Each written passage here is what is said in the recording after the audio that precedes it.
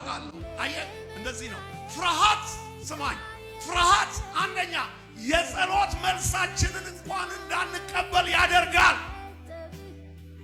ሁለተኛ ፍርሃት በጊዜው የሚፈጸመውን የእግዚአብሔርን ቃል እንዳታምን ያደርጋል ፍርሃት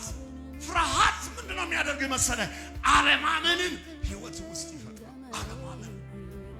አለማመን ተስፋ መቁረጥ እና ይሄንን በጊዜው የሚፈጸመውን የእግዚአብሔርን ቃል አላመንክምና አለውና መልአኩ ዲዳ ትሆናለህ አለው ዛሬ በፍርሃት የተነሳ ብዙ ሰው ዲዳ ነው መንፈሱ የታሰረ ህይወቱ የታሰረ በፍርሃት የተሸማቀቀ ነው ፍርሃት ስለ ኢየሱስ መመስከር አይችልም በጎ ነገር መናገር አይችልም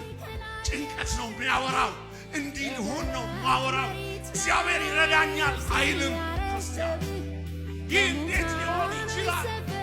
ይህን ዘመን እንዴት ላልፋው ይችላል የሚል ፍርሃት አለማመንን ይፈጥራል ፍርሃት ዲዳ ያደርጋል ዛሬ መልእክቴ